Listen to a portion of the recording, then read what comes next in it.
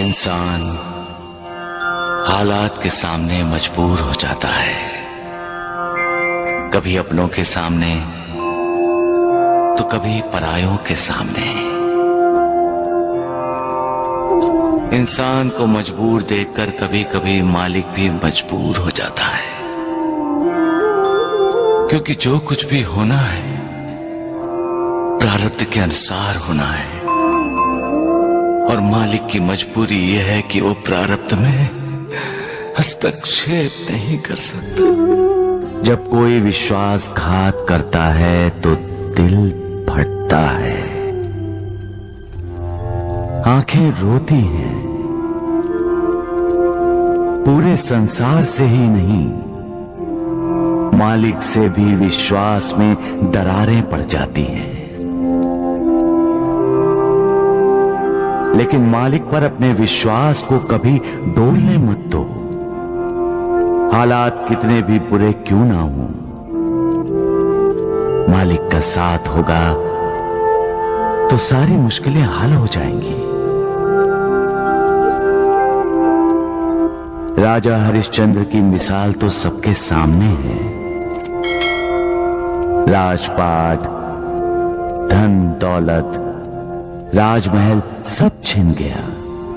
यहां तक कि उसकी बीवी और बच्चा भी उससे अलग हो गए। फिर भी राजा हरिश्चंद्र का विश्वास नहीं डगमगाया, कभी सच्चाई का साथ नहीं छोड़ा। सच क्या है? सच कौन है? सच ईश्वर है, सच भगवान है, सच मालिक है। बस एक वो ही सच है, बाकी सब मिथ्या है, झूठ है। हर चीज का अंत है, उसका नहीं। वो अनंत है, सब जानते हैं। फिर भी जमीन, जायदाद, जेवर, धन दौलत इकट्ठी करते रहते हैं, प्यार करते हैं उसे। हालांकि सब जानते हैं पैसा इंसान को लालची बनाता है, स्वार्थी बनाता है। फिर भी पैसा पाने के लिए इंसान विश्वासघात जैसा पाप करता है। प्यार करना है तो मालिक से करो। वो प्यार करो जिससे श्रद्धा जागे, वो प्यार करो जिससे विश्वास पैदा हो, वो प्यार करो जो पुण्य दे। वो ही पुण्य तुम्हारा उद्धार करेगा। कमजोर इंसान हालात के सामने सिर झुकाते हैं, लेकिन कुछ इंसान ऐसे भी होते हैं जो हालात पर सवार हो जाते हैं।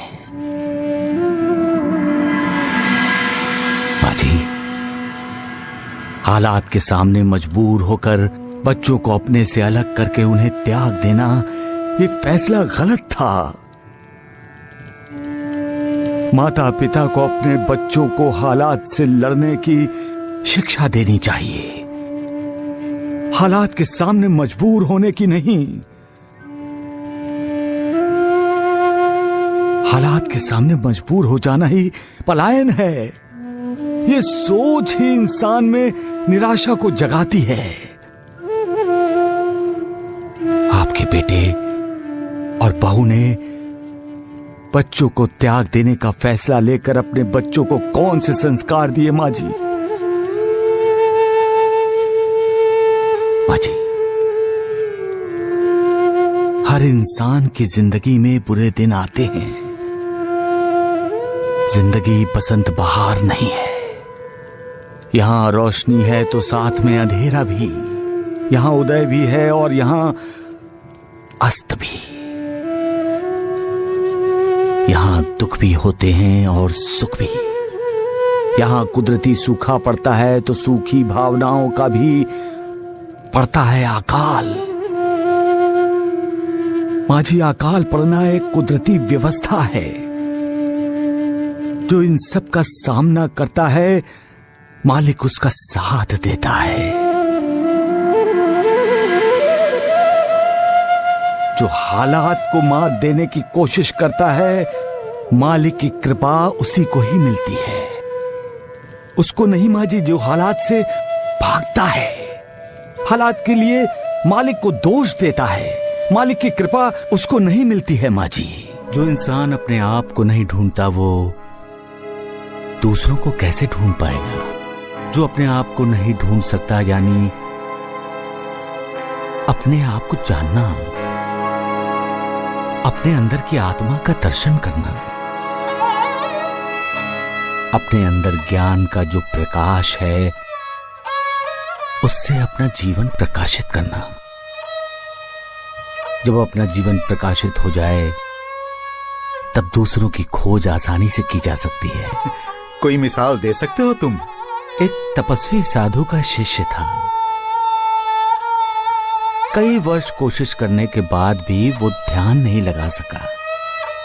आखिर वो अपने गुरुदेव यानी उस तपस्वी साधु के पास गया।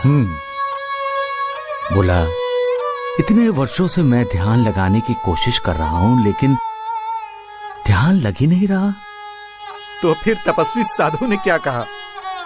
साधु ने कहा, तुम इस देश के राजा के पास जाओ, ध्यान कैसे लगाया जाता है वो तुम्हें शिक्षा देंगे। एक राजा? हाँ गुरुदेव। वो राजा के पास गया और जाकर उसने देखा कि राजा तो मदिरा और मदिराक्ष में डूबा हुआ है। हाँ गुरुदेव, ऐसा ही हुआ। नर्तकी का नृत्य देखने वाले राजा को देखकर शिष्य लौटने लगा। तो राजा ने उसे रोका, और जब उसे ये पता चला कि शिष्य को साधु ने भेजा है, तो उसने शिष्य को कहा कि अब आए हो तो हमें आतिथ्य सत्कार का अवसर दो, यही? बिल्कुल ऐसा ही हुआ गुरुदेव। आराम शिष्य ने कभी देखा नहीं था, उससे देखने को मिला, उसे अनुभव करने को मिला।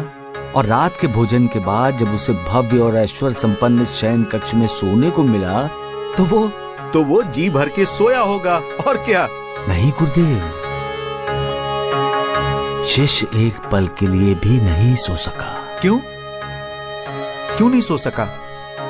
क्योंकि जिस पलंग पर वो लेटा था उसके ऊपर एक बहुत नाजुक धागे से एक तलवार लटक रही थी। ऐसा लगता था किसी भी वक्त धागा टूटेगा और तलवार सीधी उसके सीने में घुस जाएगी। कहानी का ये मोड़ अच्छा है साईं। सुबह हुई, राजा आया। उसने विनम्रता से पूछा, महात्मन, आपको नींद तो ठीक से आई ना? शिष्य ने कहा, राजन, इस लटकती तलवार ने मुझे रात भर सोने नहीं दिया। सोना चाहता था, नींद भी आ रही थी, लेकिन बार बार लटकती तलवार याद करके आंखें अपने आप खुल जाती थी। तब राजा ने क्या कहा? राजा ने कहा, मान्यवर, ध्यान ऐसे ही किया जाता है। ध्यान करने के लिए आंखें बंद करके पद्मासन लगाकर बैठना ही आवश्यक नहीं है। ध्यान का अर्थ ही है सोते, जागते, उठते, बैठते, हर पल, हर समय उस परम ब्रह्म परमात्मा का स्मरण करना। बढ़िया, बहुत बढ़िया साईं, बहुत बढ़िया कहानी सुनाई तुमने, वाह। गुरुदेव, जब हम ध्यान लगाते हैं तब हमें हमारे अंदर की आत्मा के दिव्य दर्शन होते हैं, और आत्मा के दिव्य प्रकाश में ही हमें उस निर्विकार के दर्शन हो जाते हैं। इसलिए कहते हैं कि पहले अपने आप को खोजो। सबका मालिक एक।